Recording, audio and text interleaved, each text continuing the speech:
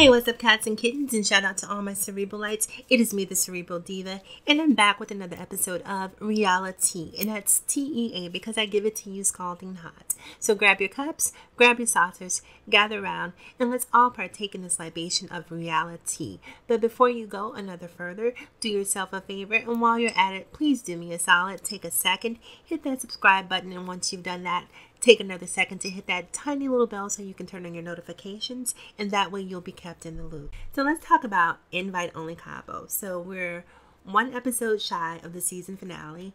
It's been a very sort of a buoyant ride for me. There have been times where I wasn't on board and times where I was on board, but I'll definitely say I'm definitely on board at this point in time. Last night's episode was a doozy. There was so much going on last night that I'm sure there's going to be a lot of things that I forget to talk about, but I'm going to try to hit the main bullet points. And you guys keep in mind, when I do these videos, there's no editing. I just sort of talk off the cuff. I don't really have notes or anything. I just talk as it comes to me. So if I'm speaking non sequitur sometimes, it's just because as I'm talking, sometimes these different things are popping into my brain. So anyhow, last night, Cory showed up. We've been hearing about Cory for several weeks. We even got baited a few weeks back with AJ Johnson, where we thought she was going to be the love interest, but we found out that she was not. So there's been this guy, Cory, that they've been sort of making these sort of slight references to, but nothing has been really concrete until finally last night. So there's a lot of interesting things that sort of came to light when Cory showed up. And one of them was the false dynamic between Larry and Bianca.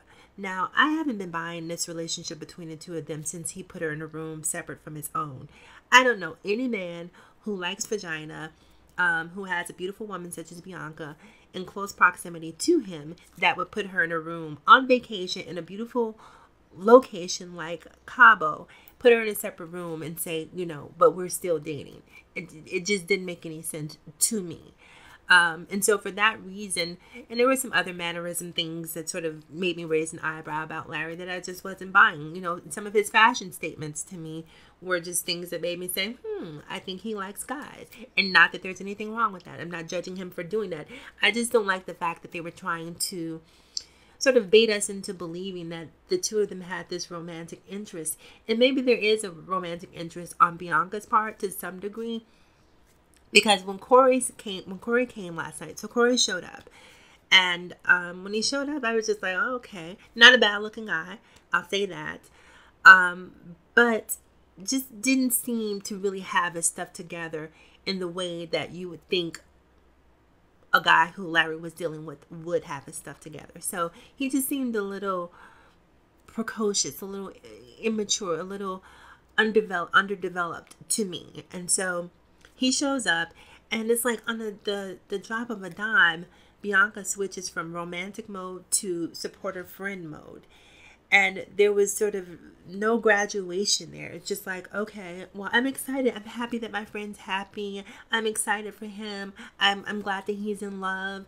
And that's great. But if you genuinely have feelings for someone like a day ago, to see them gallivanting and, frolicking with someone new, that's not, that's a process to get to that place. So for her to get there so quickly, to me, either says that this whole sexual tension between the two of them was manufactured for television, or either she's bipolar. I mean, I don't know how else to make sense of exactly how she got there so quickly.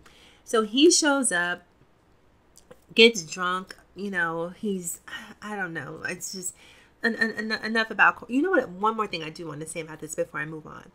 One of the things that I found really interesting is that some of the comments I read about Larry being bisexual seem very prejudicial, seem very homophobic, and so on and so forth, because a lot of people are looking like, oh, how could Bianca date him? Oh, he likes men. Oh, people have a very sort of biased way of looking at bi men that they don't look at bi women. When we look at shows like Love and Hip Hop and Bad Girls Club and pretty much any reality television that you can think of, for the most part, even the Real Housewives of Atlanta this past season, female bisexuality is seen it's almost normalized to some degree. And I'm not saying that it's not normal. What I'm saying is that in our culture, this sort of patriarchal society that we live in, that we've made it okay for women to be bisexual, but for some reason, if a man is bisexual, we see him as tainted. Now, to each their own. I'm not here to judge. If you're a woman who can see past that, great. You know, whatever floats your boat. But I do think that we do have some double standards, that we don't allow men the same sexual fluidity that we do allow women. You know, if a man has slept with a man, experiment with a man once, he is forever tainted in the eyes of most women. So I think that it's really interesting to see that dynamic of a bisexual man playing out on TV, that we don't really get to see that happen a lot. So anyway, stop judging Larry. Let love is love. Let him like who he likes. It's none of our business at the end of the day. If Bianca likes it, if she's okay with it, then who cares? So anyhow, moving on from that, this relationship between Agu and Kamani. Agu is just a mess. Like, Agu is just, to me, Agu is look but don't touch. You know, facially, aesthetically, I think he's average in the face. It's from the neck down where he is, you know, above average in every way. But in terms of his facial features, I think that he's okay. But he's been causing a lot of tension in the house between Kamani and Emily. And so last night we finally got to see that dynamic play out, because it looks like, I'll tell you from my perspective, and this is just me giving my 2 cents, I think Kamani really likes him and Kamani really wants to be with him. But Kamani is a punisher. And I'll tell you what I mean by a punisher. You have some women, right, if you're in a relationship with them, where they have to punish you until they feel like you've learned your lesson. And I think that Kamani is definitely, you know, the type of woman who will walk around the house for, you know, 5 days and not speak to you, rather than sitting down and having a conversation and trying to work through the difference. She has a very passive aggressive way of dealing with the issues. And so part of the reason why I feel she's so passive aggressive is because she sees herself as better than Emily. And I think that some people would agree that the way that she carries herself, but at the end of the day, you know, Kamani's a single mother. So to me, some people would not see that as being better than Emily, because Emily, to my knowledge, is not a single parent. But she sees herself as better than Emily, and for that reason, she cannot see in her mind how Agu would want Emily above this. Like, why would you want processed cheese and you can have smoked Gouda, so to speak? Like, why would you want that and I'm here in front of you? And the fact that you would go for that and you have this in front of you is insulting. And because you've insulted me on national TV, I have to save face by pretending that I'm not as into you as I am. I have to let the world see that I'm strong, that, you know, I'm unwavering in my conviction as a woman to being treated a certain way. And I think that that's why she's finding it very hard to be vulnerable with Agu, because her ego is really sort of what's helping her, and all of these defense mechanisms that she has up around her are really stopping her from finding what she really wants. And not that I don't think that Agu is really a good choice for her to begin with, but I'm just saying, when I watch this relationship, to be completely honest, I've been that woman, you know, and that's why I can see a lot of my own mistakes and things that I've done in my past. I can see Kamani making those same mistakes. So the two of them, they finally have a sit down and talk and hash things out.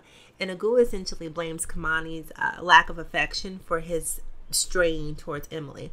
And finally, also, you know, we find out that the night that Agu and Emily were in the room together, you know, I thought it was just a little sort of cuddling and spooning. I didn't know that it had gone that far. But Agu said, well, actually, you went down on me and I went down on you. And so, of course, Emily had a breakdown and she went and told her boyfriend exactly what happened. And so the two of them, it looks like they've broken up. But it was just, and then so I'm going to jump around a little bit, you guys. So they go to lunch or dinner or whatever they do, out to a nightclub. And after the nightclub, they're coming back home, and it's Agu, Emily, Malaku, and Jermaine, and they're all riding. And so Emily is basically she's going in on Kamani. And to some extent, I'll say this. Last night, I felt like Emily's actually a little bit jealous of Kamani.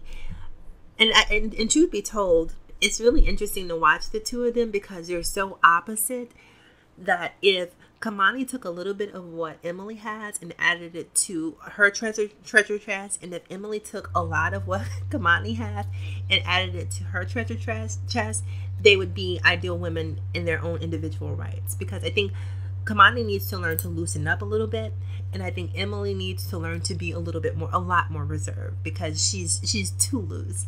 So it's really interesting to watch the two of them coming from completely polar opposite spaces and seeing the juxtaposition between the two of them, that dynamic play out. Because I think that if they really had the presence of mind to look at one another, they realize that they both need some of what each of the other has.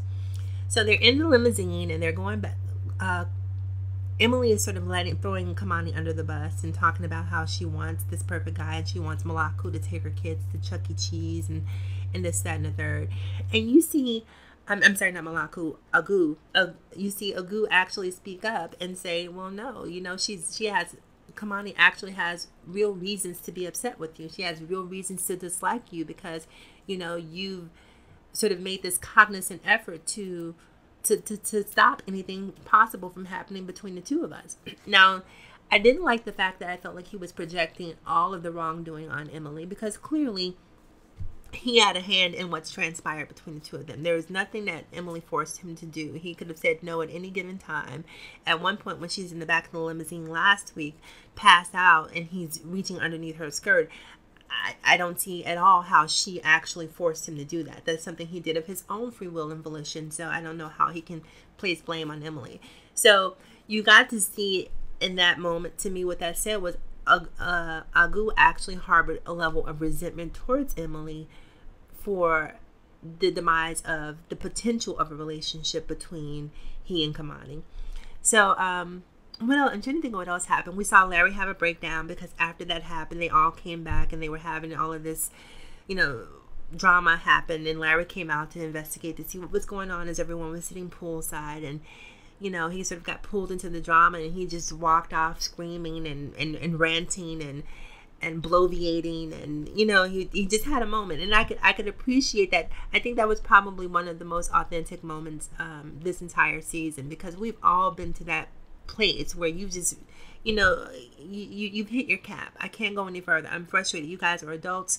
Figure this out. Like, I'm so sick of trying to mediate between grown folk. If you know what you're doing is wrong, if you have an issue, you guys work that out. Why do you guys keep coming to me and putting this in my lap and expecting me to deal with it? So he storms off and sort of has this I don't want to say mental breakdown, but he has a very vulnerable moment in that particular episode. And that's pretty much where the episode left off. I don't really think anything else monumental happened, but next week is the season finale, so we'll see how all of this sort of comes to a head, see what happens. It looks like Malaku gives some sort of token of apology to Kamani, and we'll see if she accepts it. But yeah, so anyhow, you guys, that's it for this episode of RealiTEA. And that concludes this episode. So remember to like, comment, subscribe, and please share if you feel so inclined. Remember to follow me across all social media platforms, Facebook, Instagram, Snapchat, and Twitter. Also remember, it is better to be pissed off than it is to be pissed on. And as always, in closing, people, remember to live better, love harder, and think smarter. It is me, the Cerebral Diva. I will talk to you guys again soon. Have a great day. And as always, thank you for listening.